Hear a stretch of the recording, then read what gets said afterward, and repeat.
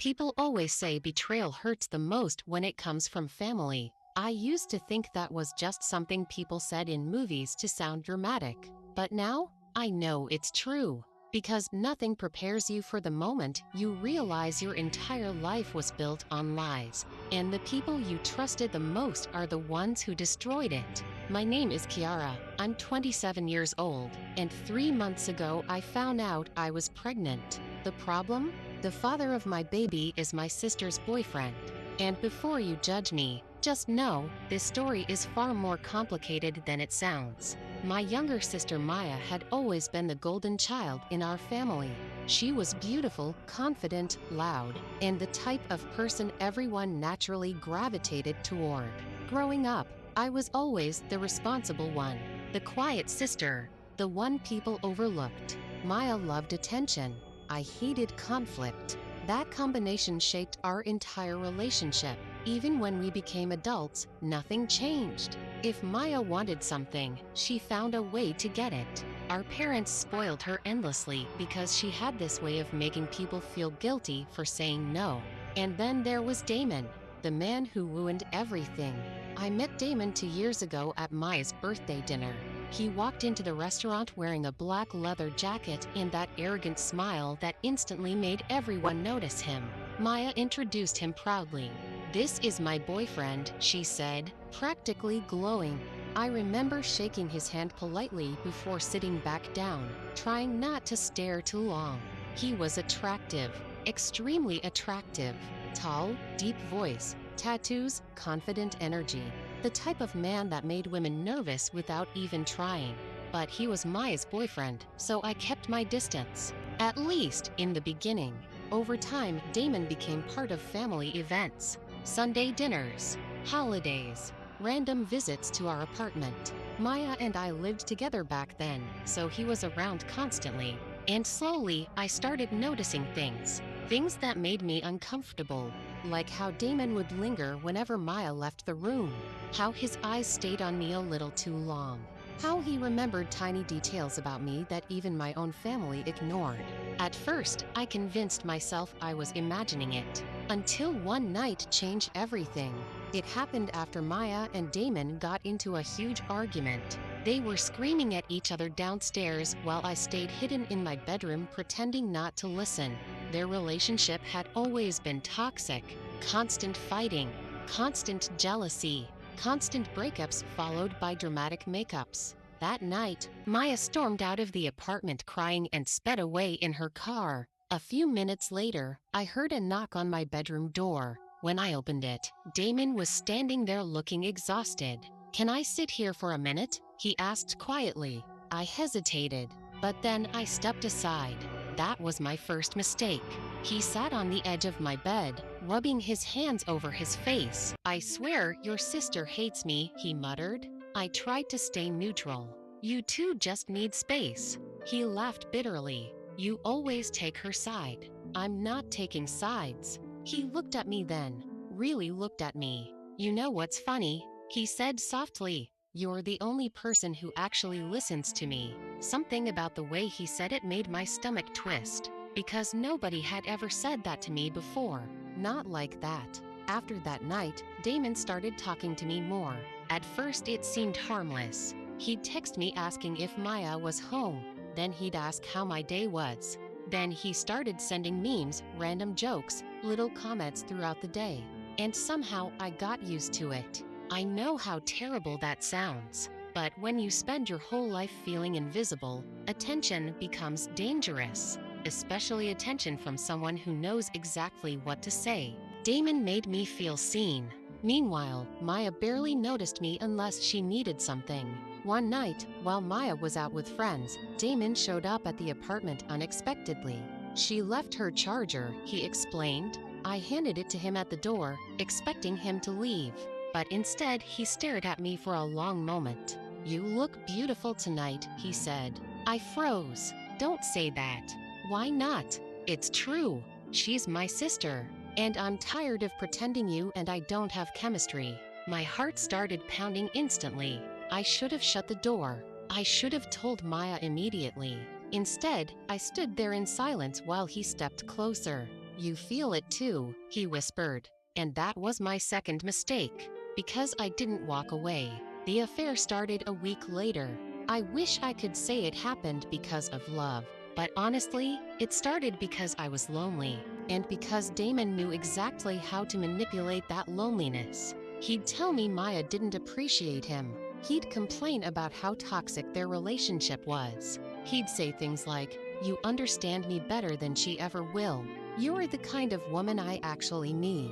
I've never connected with anyone the way I connect with you." Looking back now, I realize he probably used the same lines on multiple women. But at the time, I believed him. The first time we slept together happened at his apartment while Maya was supposedly away on a girls' trip. I remember shaking the entire drive there. Part of me knew it was wrong, but another part of me felt addicted to finally being wanted.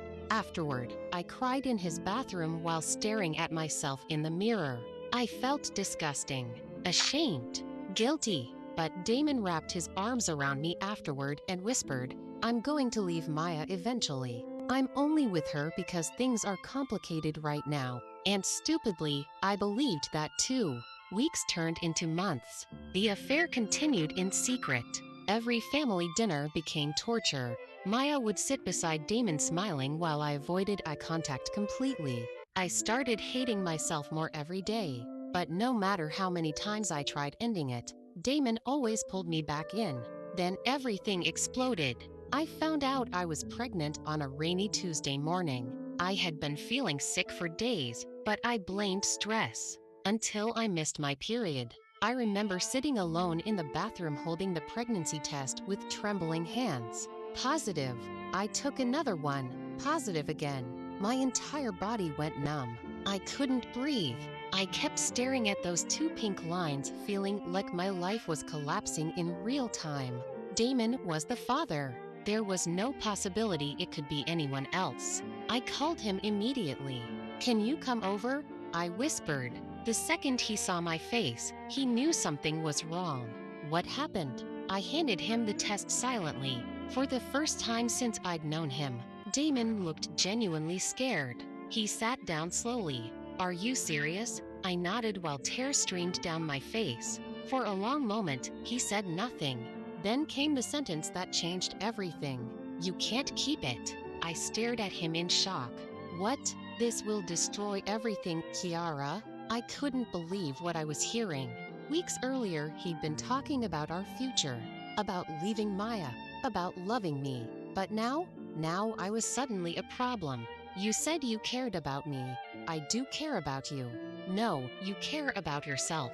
His face hardened instantly. "You think your sister won't lose her mind if she finds out?" I laughed bitterly through tears. "So that's what you're worried about?" "Maya, stop acting emotional and think logically."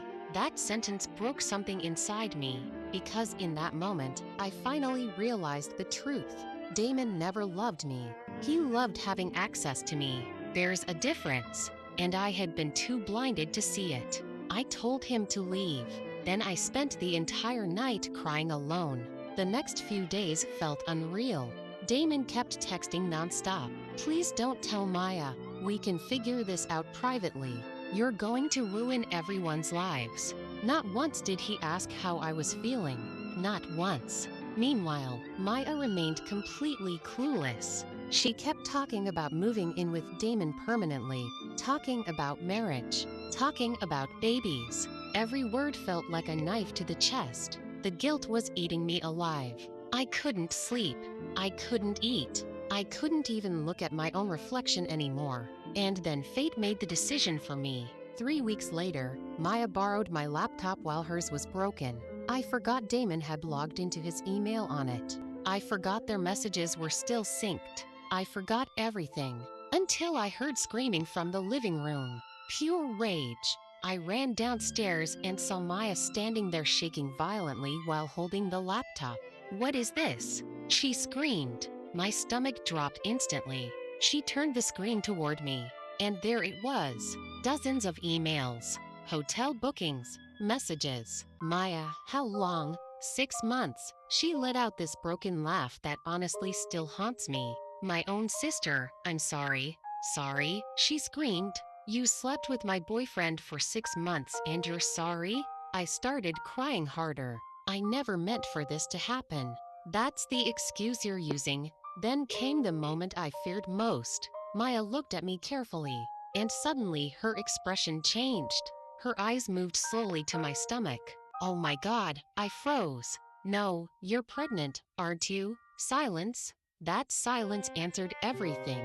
Maya stumbled backward like I'd physically hit her. You're carrying his baby? I broke down completely. She started sobbing too. And honestly, I deserved every second of it. The aftermath was chaos. Maya called Damon immediately and demanded he come over. When he arrived and realized she knew everything, he immediately tried blaming me. She came on to me first. That lie hurt more than I expected. Maya looked disgusted, but not surprised. Because deep down, I think she always knew exactly what kind of man Damon was. The screaming lasted for hours. Eventually, Maya threw a glass at him and told him to get out. Then she turned toward me. I don't even know who you are anymore. That sentence destroyed me more than anything else. Not the pregnancy, not the affair, not even losing Damon. Losing my sister hurt the most. Because despite everything, I loved her, and I betrayed her in the worst possible way. I moved out 2 days later. Maya blocked my number. My parents found out soon after, and the disappointment in their eyes was unbearable. Some family members stopped speaking to me entirely. Others treated me like I was evil. Maybe I was. For months, I isolated myself completely. But during that isolation, something unexpected happened. I started healing.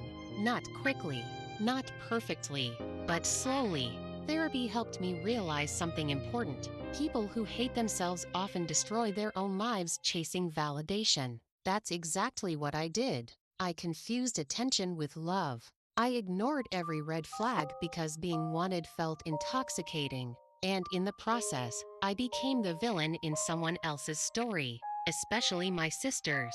Today, I'm 7 months pregnant. Damon disappeared completely after Maya exposed him publicly online. Apparently, I wasn't the only woman he cheated with.